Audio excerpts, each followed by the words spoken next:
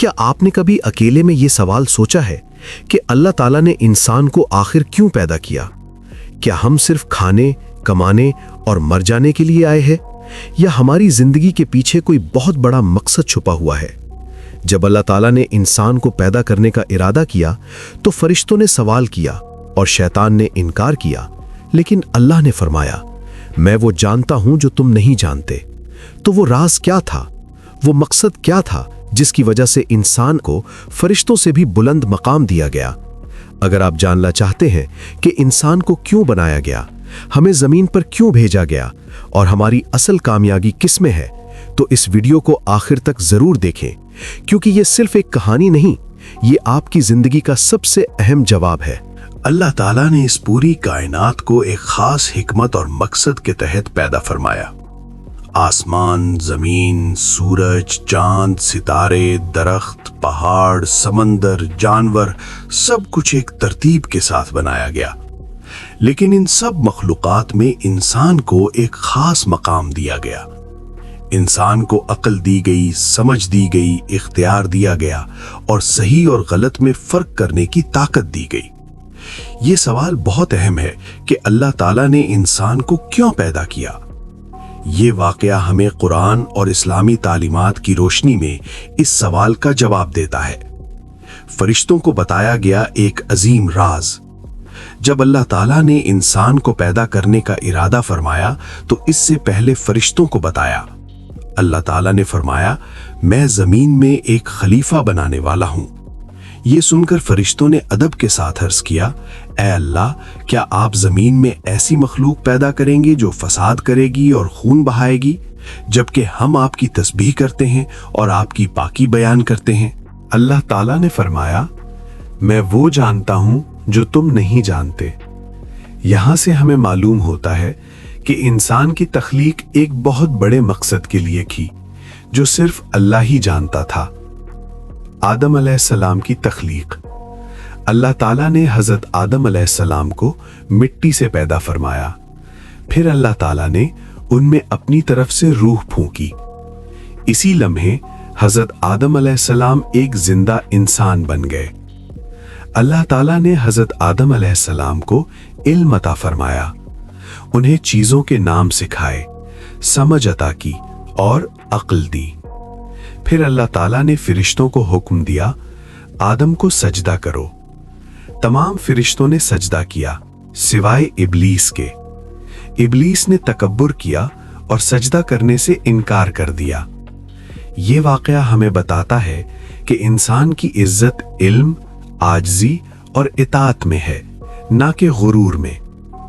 انسان کو اختیار کیوں دیا گیا؟ اللہ تعالیٰ نے انسان کو فرشتوں سے مختلف بنایا۔ فرشتے نافرمانی نہیں کرتے، لیکن انسان کو اختیار دیا گیا۔ انسان چاہے تو نیکی کرے، چاہے تو برائی کرے، چاہے تو اللہ کی بات مانے، چاہے تو انکار کرے۔ اسی اختیار کی وجہ سے انسان کا امتحان ہے۔ اللہ تعالیٰ فرماتا ہے کہ میں نے انسان اور جن کو صرف اس لیے پیدا کیا کہ وہ میری عبادت کریں۔ یہی انسان کی تخلیق کا سب سے بڑا مقصد ہے۔ عبادت کا مطلب کیا ہے؟ عبادت کا مطلب صرف نماز، روزہ یا تسبیح نہیں۔ عبادت کا مطلب ہے اللہ کو ماننا، اس کے حکم پر چلنا، سچ بولنا، انصاف کرنا، والدین کا احترام کرنا، دوسروں کے ساتھ اچھا سلوک کرنا، ظلم سے بچنا، غرور سے دور رہنا۔ جو انسان یہ سب کرتا ہے وہ اپنی زندگی کو عبادت بنا لیتا ہے۔ زمین پر انسان کی ذمہ داری۔ اللہ تعالیٰ نے انسان کو خلیفہ بنایا، یعنی زمین پر ذمہ دار۔ انسان کو یہ ذمہ داری دی گئی کہ زمین کو سنوارے، عدل قائم کرے، کمزوروں کا خیال رکھے، فساد نہ پھیلائے، امن اور محبت کو فروغ دے۔ اگر انسان ان ذمہ داریوں کو بھول جائے تو وہ اپنے مقصد سے دور ہو جاتا ہے۔ شیطان اور انسان کا امتحان۔ ابلیس نے انسان سے دشمنی کا اعلان کیا۔ उसने कहा, मैं इंसान को गुमराह करूंगा। लेकिन अल्लाह ताला ने इंसान को अक्ल दी, वही दी, नबी भेजे, किताबें नाजिल की, ताकि इंसान सही रास्ता पहचान सके। इंसान अगर अल्लाह की हिदायत को थाम ले तो शैतान उसे नुकसान नहीं पहुंचा सकता। अंबिया का आना क्यों जरूरी था? अल्लाह ताला ने इंसान की रहनुमाई के लिए अंबिया भेजे। हर नबी ने एक ही पैगाम दिया, एक अल्लाह की इबादत करो, बुराई छोड़ दो, नेकी इख्तियार करो। आखिर में अल्लाह ताला ने हज़रत मोहम्मद सल्लल्लाहु अलैहि वसल्लम को आखिरी नबी बनाकर भेजा। आप सल्लल्लाहु अलैहि वसल्लम ने इंसान को मुकम्मल तरीक़ा ज़िंदगी सिखाया।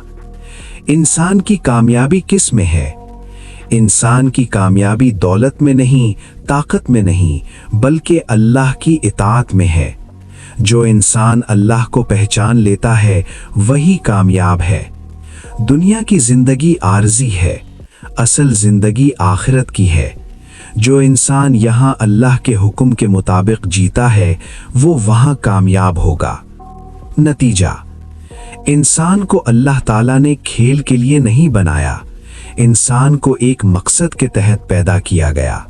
वो मकसद है अल्लाह की इबादत, ज़मीन पर भलाई, अदल और मोहब्बत, नेकी और सच्चाई। जो इंसान इस मकसद को समझ लेता है उसकी ज़िंदगी बामाना बन जाती है। अल्लाह ताला हम सब को अपने मकसद को समझने और उस पर चलने की तौफीक अता फरमाए। आमीन।